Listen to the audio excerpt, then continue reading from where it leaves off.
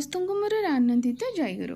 ଆଜି ଏକ ସୁନ୍ଦର ଆଲୋଚନା କରିବା, ଯେଉଁ ଆଲୋଚନା ଆମମାନଙ୍କ ପାଇଁ ଏକ ପ୍ରେରଣାମୟ ଆଲୋଚନା ହୋଇପାରିବ।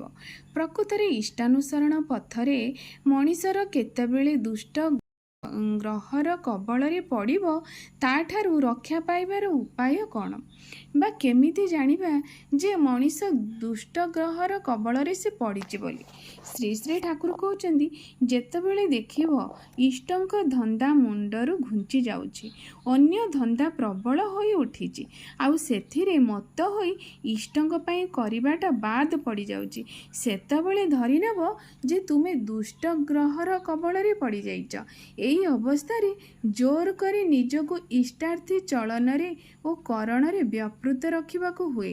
ତଦ୍ୱାରା ଦୁର୍ଭୋଗ ଅନେକ କମିଯାଏ। ଇଷ୍ଟ ସେବାଠାରୁ କୌଣସି ସମୟରେ ବିରତ ହେବା ଉଚିତ ନୁହେଁ। ଆଉ ଇଷ୍ଟ ସେବା କରିବାକୁ ଗଲେ ହିଁ ଇଷ୍ଟ ସ୍ୱାର୍ଥ ପ୍ରତିଷ୍ଠାର ଦିଗକୁ ନଜର ରଖି ପରିବେଶର ସେବା କରିବାକୁ ହୁଏ। ନିଜର ସ୍ୱାର୍ଥ ବଡ଼ କରି ଦେଖିବାକୁ ଗଲେ ହିଁ ନିଜର ସ୍ୱାର୍ଥକୁ ହରାଇବାକୁ ହୁଏ। ଏହା ହେଲା ବିଧିର ବିଧାନ।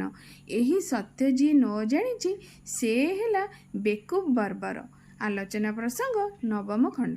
ଶ୍ରୀ ଶ୍ରୀ ଠାକୁର ଆଲୋଚନା ମଧ୍ୟରେ ଆମକୁ ଏତିକି କହିଗଲେ ଯେ ଯେତେବେଳେ ମଣିଷ ଜାଣିବ ଯେ ପ୍ରକୃତରେ ତାକୁ ଇଷ୍ଟ ପଥରେ ଚାଲିବାକୁ ତା ମନ ଆଦୌ ଇଚ୍ଛା ହିଁ ହେଉନି, ସେ ସଦାସର୍ବଦା ତା ମନ ସେଠୁ ବିରତ ରହିବା ପାଇଁ ଚେଷ୍ଟା କରୁଛି, ସେତେବେଳେ ଜାଣିବ ଯେ ତୁମେ ଦୁଷ୍ଟ ଗ୍ରହର କବଳରେ ପଡ଼ିଛ, ଅର୍ଥାତ୍ ତୁମ ଗ୍ରହ ଗୁଡ଼ିକ ଖରାପ ପରିସ୍ଥିତିରେ ରହିଛନ୍ତି।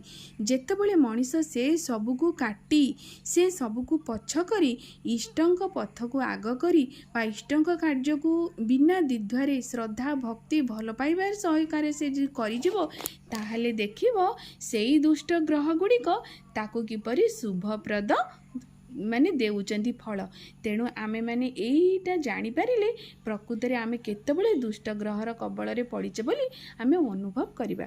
ତାର ପରବର୍ତ୍ତୀ ବା ତାର ବ୍ୟତିକ୍ରମ କାମ କଲେ ଈଶ୍ୱରଙ୍କ କଥା, ଈଶ୍ୱରଙ୍କ ବିଧାନ ଆମେ ମାନି ଚାଲିଲେ ନିଶ୍ଚିନ୍ତ ଭାବରେ ସେଇ ଗ୍ରହ କବଳରୁ ଆମେ ଅନେକାଂଶରେ ରକ୍ଷା ପାଇପାରିବା। ରହୁଛି, ଜୟ ଗୁରୁ।